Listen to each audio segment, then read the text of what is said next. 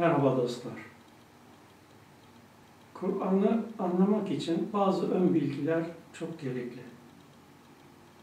Bunun için size bu konuda biraz bilgi vermek istiyorum. Okumak amacıyla elinize aldığınız bu çalışmanın orijinali olan metin, gökteki bir tanrının yeryüzündeki postacı peygamberine indirmiş olduğu yazılı bir kitaptaki buyruklar ve ferman değildir. O, alemlerin Rabbi olanın irsal ettiği, risalet işleviyle açığa çıkarttığı Resulüne, boyutsal derinliklerinden bilincine inzal ettiği hakikat bilgisi ve sünnetullah açıklamasıdır.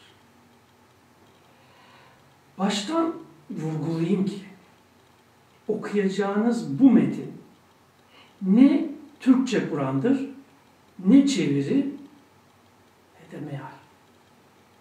Asla Kur'an yerine geçmez. Kur'an'daki çok anlamlı anlatımların bir iki yönünü göstermeye çalışıyor ancak. O yalnızca Ahmet Hulusi isimli Allah kuluna bahşedilmiş bakış açısından Kur'an'a açılan bir penceredir. Bu pencereden görülenlerin bir kısmının sizlere yansıtılmasıdır. Bu penceredeki bakış açısının temeli nedir?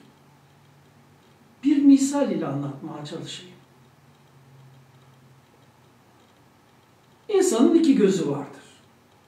Bu iki göz sağlıklı çalışırsa baktığını şaşı görmez. Tek ve net görür. Net ve tek göremeyenlerse bunu sağlamak için ya gözlük kullanır ya da lens. Okunası kitap olan evreni ve sünnetullahı sağlıklı okuyabilmek için de Allah Kur'an ile bize iki doğruyu görme camı vermiştir. Gözlüğümüze takalım diye. Hakikati net ve tek görmek için de basirete ve ilim gözlüğüne ihtiyaç vardır ki onun iki camından birisi B harfi ilmi, diğeri de El-Ahadus Samed ilmidir. Birinci ilim, Kur'an'ın en başına konmuş B harfidir. Anlamı, Tekin Seyri isimli kitabımda açıkladığım holografik gerçeklik paralelinde Resulullah Aleyhisselam'ın bildirdiği zerre küllün aynasıdır açıklamasıdır. Bilim, zerre olarak algılanan her noktada tüm el esmasıyla mevcudiyetini anlatır. İkinci ilim ise Kur'an'ın sonuna yerleştirilmiş olan İhlas suresindedir. Allah ismiyle işaret edilenin El-Ahadus Samed olduğu vurgusudur. Hu'dur. Onun gayrı ve dunu mevcut değildir. Es-Samed, içine bir şey girmesi, katılması veya ondan bir şey çıkması, oluşması söz konusu olmayan son tekillik anlamını ihtiva etmektedir. Bu iki gerçek tek bir bakışı meydana getirmezse Kur'an'ın ruhu ve vermek istediği mesaj asla algılanamaz. Gökteki Tanrı, yerdeki peygamber ve sen anlayışının doğrusu bilinemez. Evet. Okuyacağınız bu metin Allah ismiyle işaret edilen El-Ahadus Samet ise bu mutlak gerçeğe göre Kur'an'ın işaretlerini nasıl değerlendirmemiz gerektiği çalışmasıdır. Elinizdeki bu çalışmanın bildiğimiz kadarıyla bir benzeri olmamıştır. Zira bugüne kadar Kur'an'ın gerçek mesajını, ruhunu, amacını yansıtmak yerine derinliği olmayan ve tarihsellik yanına dayanan nakiller yapılmıştır. Çoğunun dili ise okuyana eline aldıktan kısa bir süre sonra kitabı bıraktıracak kadar çapraşıktır. Birebir kelime çevirisine sadık kalmak amacıyla devrinin edebi şaheseri günümüzün anlam bulmacası olarak insanların eline verilmiştir. Ayrıca bu edebi şah eser okurken sık sık göreceğiniz gibi pek çok gerçeği, dersi evirip çevirip türlü misaller ile, benzetmelerle anlatmıştır kendi tabiriyle. İnsanlar tefekkür etsin diye. Ne yazık ki anlayışı sınırlı çoğunluk bu benzetmeleri muhkem kabullenerek gökte Tanrı, yerde peygamberi, inen yazılı ferman anlayışına kadar sürüklenmişlerdir. İnanıyorum ki temel bakış açısı hakkıyla okuyucuya yansıtılabilirse insanların bu yüce bilgiye bakışı ve değerlendirmesi çok farklı olacaktır. Bu nedenledir ki okumaya başlamadan önce bize göre kitabın temel bakış açısını ve bazı kavramları açıklamaya çalıştı. Kur'an'ın temel fikri insanların Allah ismiyle işaret edileni anlamaya çalışmaları, Tanrı kavramı kabul ederek şirke, dualizm, ikilik, düşmekten korunmalarıdır. İnsanın gökte veya yerde bir dış Tanrı kabulü açık şirk. Allah yanı sıra ondan ayrı, benliği dahil bir güç kuvvet sahibi varlık kabulü de gizli şirk olarak tanımlanmaktadır. İnsanlığa hitaben nazil olmuş bilgi, kitap, kendisini değerlendirecek olanları şöyle uyarıyor. Şirk, bir yanda Tanrı, diğer yanda her şey düşüncesine sahip olanlar pistir. Şirk pisliğinden, ben ve Tanrı anlayışından arınmamış olanlar ona, Kur'an'a dokunmasınlar, anlayamazlar. Muhakkak ki şirk, Allah ismiyle işaret edilen yanı sıra veya dununda bir varlık olduğunu kabullenmek büyük zulümdür. Allah'ın kesinlikle affetmeyeceği tek suç şirktir. Bunun dunundakileri dilediğini affedebilir. Şirk anlayışından kurtulmak için de Allah adıyla işaret edilene iman edilmesi istenmektedir. Allah'a imanın iki mertebesi Kur'an'da açıklanmaktadır. A. Allah'a içinde şirk de bulunabilen iman. B işaretinin kapsamıyla Allah'a iman.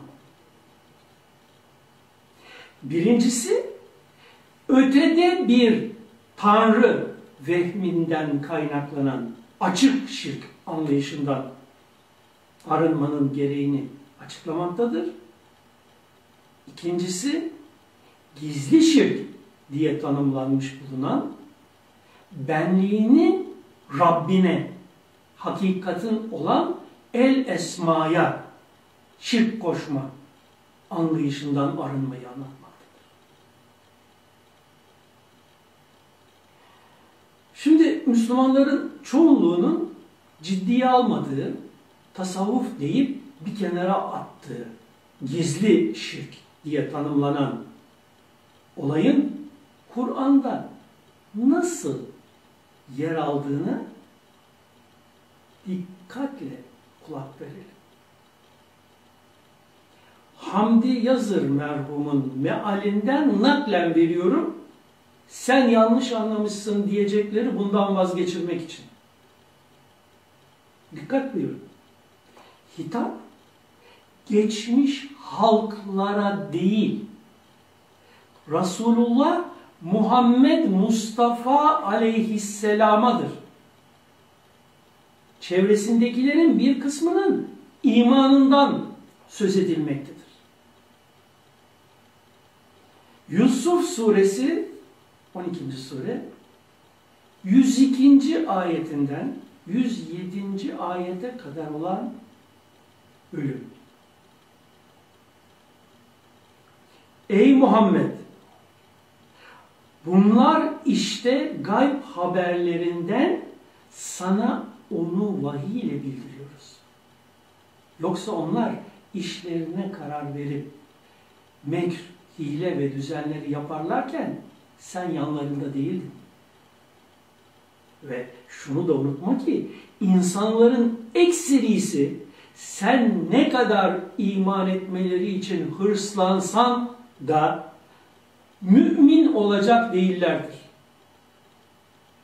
Oysa sen buna karşılık onlardan bir ecir, bir ücret de istemiyorsun.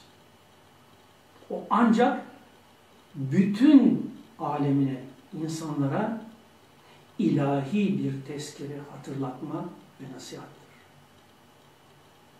Bununla beraber göklerde, yerde ibret alacak daha ne kadar ayet, işaret var. Fakat ne yazık ki üzerine uğrarlar, onlardan yüz çevirir geçerler. Onların ekserisi Allah'a şirk koşmaksızın iman etmez. Onların ekserisi Allah'a şirk koşmaksızın iman etmez. Ayet burada gitti. Şimdi burada Akıl ve İman isimli kitabımı yazmama sebep olan çok önemli ayeti, uyarıyı görelim. Nisa suresi 136. ayeti Resulullah'a geliyor ve çevresindeki iman etmişlere hitap ediyor. Ey iman edenler! Aminu billahi! Yani ey iman edenler! B harfinin taşıdığı anlam kapsamında iman edin Allah'a. Ne demek bu? Şu demek. Yalnızca Allah isimlerinin işaret ettiği manalardan oluşan alemler içinde sizin de hakikatiniz Allah esmasından meydana gelmiştir. Rabbiniz, hakikatiniz olan bu Allah esmasıdır. Dolayısıyla hem derununuzda hem de karşınızda Allah esmasının açığa çıkışından başka bir şey yoktur. Bu hakikata ters düşen bir şekilde var gördüklerinizi Allahduğununda bağımsız, ayrı varlık, Tanrı gibi düşünüp kabul ederek şirk koşanlardan olmayın. Bunu yapmanın getirisi dünyada ve sonsuz geleceğinizde yanmaktan başka bir şey değildir. Ama çoğunluğun bunu kavrayacak akılla açığa çıkmadığını da gene şöyle belirtiyor Kur'an Bakara suresi 8. ayetinde. İnsanlardan bir kısmı B harfinin işaret ettiği anlam kapsamında Allah'a ve sonsuz geleceğimize iman ettik derler. Ama onlar B harfinin işaret ettiği kapsamda iman etmiş müminler değillerdir. İşte bu sebepledir ki B harfinin işaret ettiği muazzam anlamın gizli şirk diye geçiştirilen bir şekilde örtülmesi, bu konuya hiç önem verilmemesi, sonuçta gökte Tanrı, yerde ben anlayışını yerleştirmiş ve bugünkü noktaya gelinmiştir.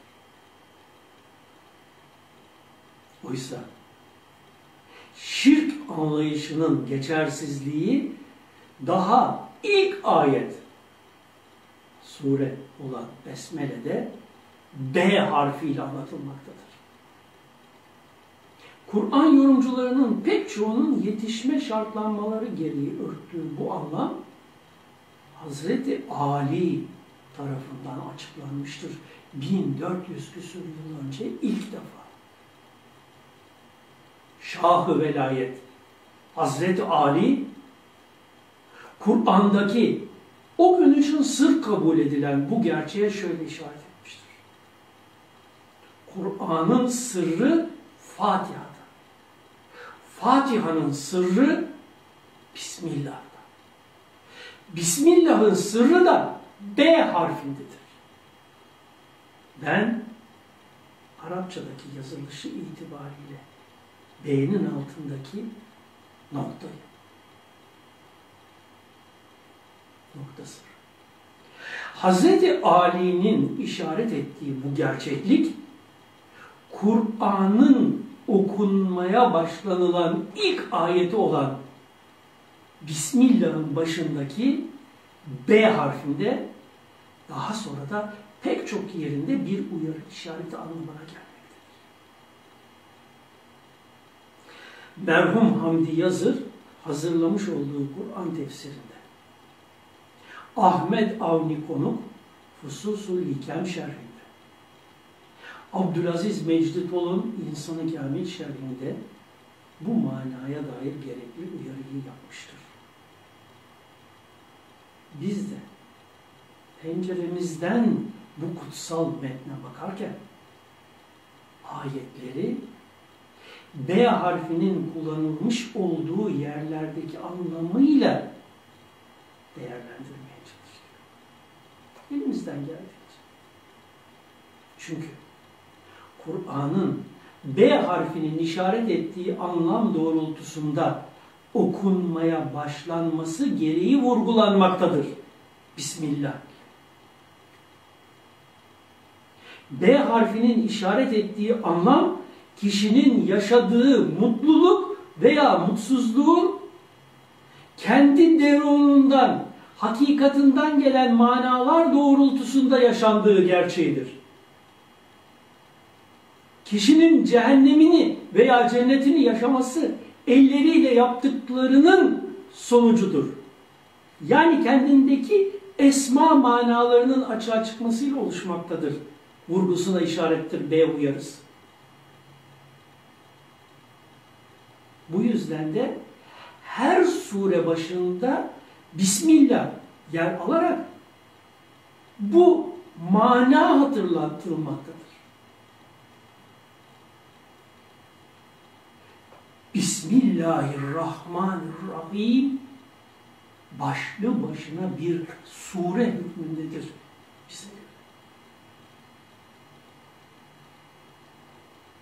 bizzatihi Kur'an'ın ve yeryüzünde yaşamış en muhteşem beşer olan Muhammed Mustafa Aleyhisselam'ın açıklamalarını temel alan, Allah adıyla işaret edilmiş mutlak hakikatin gösterdiği hedef kavranılmadan Kur'an'ın anlaşılması mümkün değildir. Eğer bu hedef fark edilmezse Kur'an'a esasla ilgisi olmayan bir şekilde çeşitli yaklaşımlar edinilebilir. O bir tarih kitabıdır. O bir iyi ahlak kitabıdır. O bir toplumsal düzen kitabıdır. O bir evren bilgisi kitabıdır. Oysa Kur'an'ın ön yargısız ve şartlanmasız okunması halinde görülecek en keskin gerçek, insana şirk anlayışını terk ettirecek ipuçlarını vermesi ve bu realite doğrultusunda bilincini arındırmasının yolunu öğretmesidir. Çünkü insan yaratılış özelliği dolayısıyla ölümsüzdür.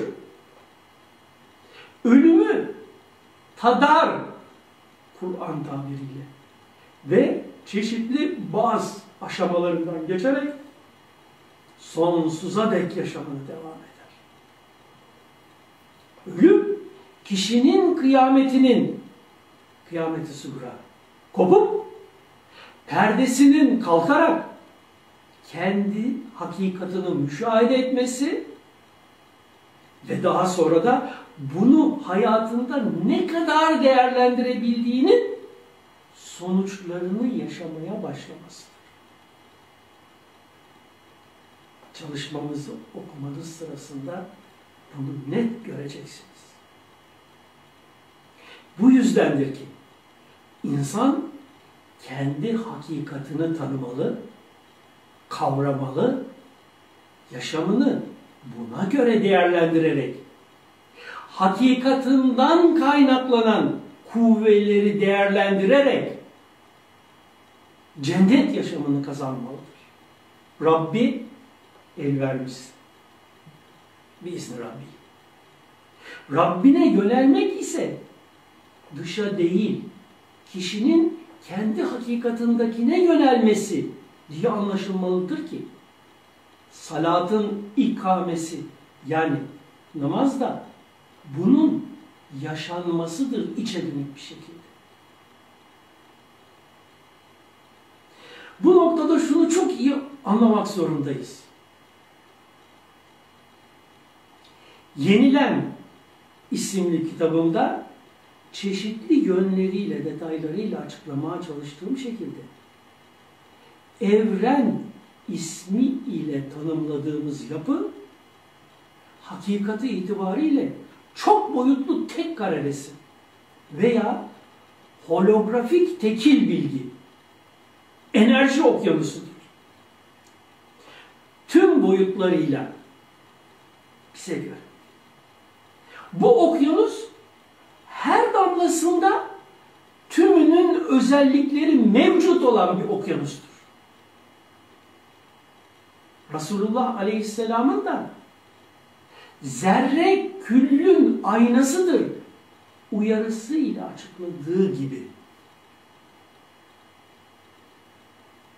Hz. Muhammed'in açıkladığı Allah isimli kitabımda detaylarıyla anlatmaya çalıştığım şekilde Allah ismiyle işaret edilen yanı sıra veya bununda yani kavram, kapsam ya da başka herhangi bir ölçütle denkliği söz konusu olabilecek ikinci bir varlık mevcut değildir.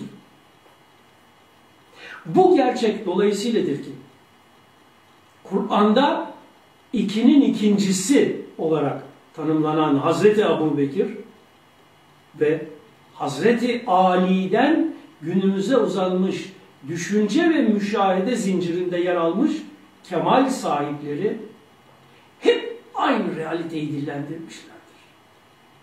Allah var, gayrı yok. Allah var, gayrı yok. İşte bu yüzdendir ki hamd sadece Allah'a ait bir olgudur. Kendi kendini değerlendirmek durumundadır gayrı olmadığı için. Şirk asla olmayan, vehmedilen bir kavramdır. İnsanlar vehimleriyle bu olguya düşerek çokluk algılanması ardındaki gerçek teklikten perdelenirler. Bu yüzden de kozalarında yaşarlar. Bunun sonucuysa kendini yalnızca madde beden kabul ederek yaşamak, ölüp yok olup gitmek inancı küfür. Ya da benliği yanı sıra gökte ve yağduğununda bir tanrı kabul etmektir, şirk. Oysa Kur'an ve Resulullah açıklamalarına dayalı Allah ehli müşahedesine göre işin aslı şudur. Kendisinden gayrı mevcud olmayan ilminde, ilim boyutunda, ilmiyle el esma-ül hüsna tanımlamasıyla işaret edilen özelliklerini, ilmini seyretmiştir. İlmiyle ilminde ilmini seyretmiştir. Bu seyrin başı ve sonu yoktur. Bu seyrettikleriyle kayıtlanıp sınırlanmaktan münezzehtir. Allahu ganiyyül alemlerden fıyası budur. İşte hakkında konuşulan alemler ve içindeki her şey el esma seyri mertebesinde seyrin oluşumuyla yok iken el esma özellikleriyle var olmuştur. Hakkında söz edilen her şey Allah isimleri diye kısaca bahsedilen ve el esma ile işaret edilen özelliklerin sanki bir bileşim şeklindeki birikimleridir. Tıpkı 100 küsur atomun değişik bileşenler halinde algılanan sayısız madde ve canlı türlerini meydana getirmesi gibi. El Esma-ül Hüsna genel hatlarıyla 99 olarak anlatılmışsa da esas itibariyle detaylarıyla sayısız. Algılanan veya algılanmayan her ne varsa hepsi de bu El Esma'dan, Allah isimlerinden meydana geldiği için bu oluşturmaya alemlerin Rabbi tanımlamasıyla işaret edilmiştir. Rabbin ya da Rabbi tanımlamaları ise algılanan birimin oluşumunu meydana getiren El Esma bileşimi, terkibi anlamındadır. Bir izni Rab tanımlaması ilgili birimin El Esma bileşiminin o şeye el vermesi durumunu anlatmaktadır. Bir iznillah ise yerine göre iki anlama gelir. Ya alemleri yaratış muradına göre o işe elverişli El Esma bileşimi ya da birimin oluşundaki amaca göre esma bileşiminin el vermesi. Çünkü uluhiyeti ile kendinden gayrı olmayan tektir. Bu teklik anlayışı dolayısıyla Kur'an'ın vurguladığı önemli bir husus da şudur. Her birim kendisinden açığa çıkanın sonucunu yaşayarak hayatına devam eder. Kur'an'daki ceza tabiri yapılanların karşılığı ya da anlatımımızla sonucu anlamındadır. Onun için de sık sık kendilerinden çıkanın sonucunu yaşayacaklardır. Kullarına zulmeden bir Tanrı yoktur anlamında vurgulama yapılır. Herkese hakkı verilir. Anlamı hangi amaçla, hangi işlevi ortaya koyması için yaratılmışsa o yaratılış amacına göre hakkı verilir demektir. Korunmak ya da Allah'tan korunmak şeklinde anladığımız takva olayı kişinin yaratılmış olduğu esması gereği elleriyle yaptıklarının sonucunu kaçınılmaz bir şekilde yaşamak durumunda kalacağı realitesi nedeniyle hoşlanmayacağı şeyleri yaşamaması amacıyla yanlış davranışlardan korunmasını tanımlamaktadır.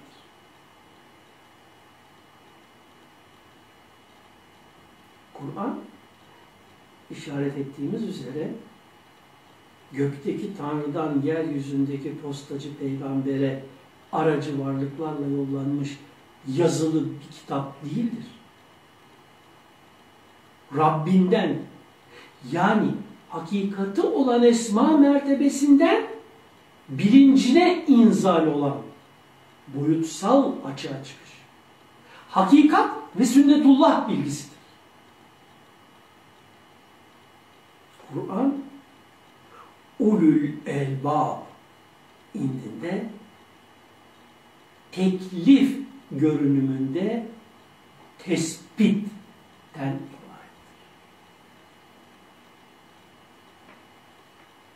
Kitap hakikati ve sünnetullahı içeren bilgi anlamındadır.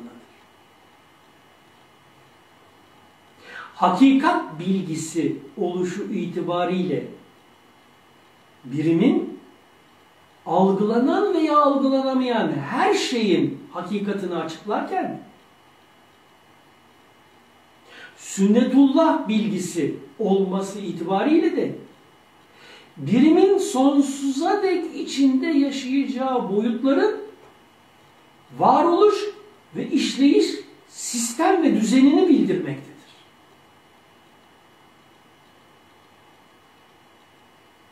İnsan arzda halifedir. Bu hem dünya anlamına hem de beden anlamına değerlendirilir. Arz kelimesi. Çünkü insan beden ötesi bir yapıdır ve bedeni terk ettikten sonra da birçok bağız oluşla yaşamına devam eder sonsuza dek.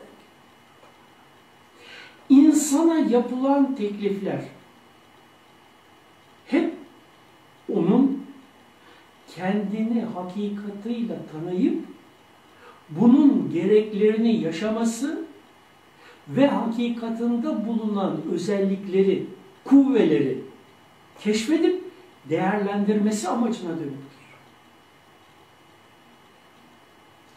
Yasaklamaların ardında da hep kişinin kendini beden kabullenerek ölümü tattıktan sonra hiçbir anlamı kalmayacak nefsani zevkler uğruna kendisine verilen potansiyelin boşa harcamasını engellemek amacı gütmektedir. Çünkü mevcut potansiyeli hakikatini keşfederek dünya ve ölüm ötesindeki yaşamdaki güzellikleri elde etmesi için verilmiştir.